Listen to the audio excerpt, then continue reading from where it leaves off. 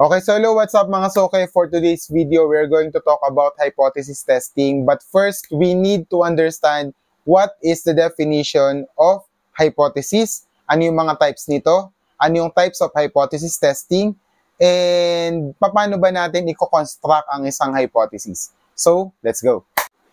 Okay, so first of all, i-define muna natin ano ba ang hypothesis. Sa Tagalog, ang hypothesis ay haka-haka or ito yung palagay mo. Ito ay isang proposition or guess, educated guess, sa isang eksperimento na gusto mong gawin. Ang layunin ng isang hypothesis ay para mabigyan ng direksyon ang isang research. Okay, so para mas madali nating maintindihan, magkaroon tayo ng example. Let's say green tea. Gusto mong malaman kung ang green tea ba talaga ay nakakatulong para mas madaling pumayat ang isang tao. So ano ba yung magiging hypothesis mo dito? Ano yung hula mo? Ano ang yung magiging haka-haka? Pwedeng ganito. Ang mga taong umiinom ng green tea ay mas madaling pumayat kaysa dun sa mga hindi umiinom ng green tea. O di ba? Ganun lamang ang hypothesis. So yun yung hula mo. So ngayon, yun yung itetest natin banda-banda. Sa math, research at statistics, ang hypothesis ay laging involved sa hypothesis testing. Ano ba ang hypothesis testing? Ang hypothesis testing is a testing procedure wherein we try to find out if yung hypothesis na na-construct natin ay rejected or failed to reject gamit ang mga statistical data or statistical analysis. Teka. Ano ba yung reject at saka failed to reject?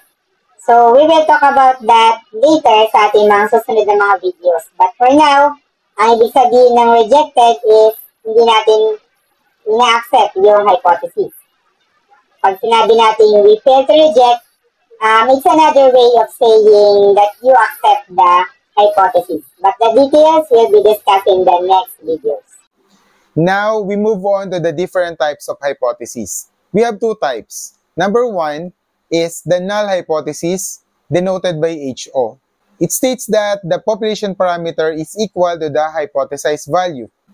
Ito yung uri ng hypothesis na sinasabi na walang pinagkaiba yung dalawa. There's no significant difference between the population parameter and the hypothesized value. So let's say yung example natin kanina dun sa green tea. So let's say merong kang pinainom ng green tea, and then you observe the weight loss, and then yung mga hindi mo pinainom ng green tea at inobserve mo rin yung kanilang weight.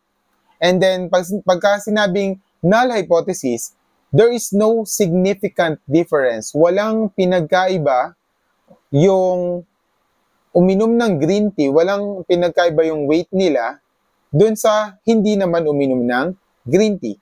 There is no effect. There is no significant difference. There is no impact. Walang pinagkaiba. So, yun po yung null hypothesis. The second type of hypothesis is the alternative hypothesis.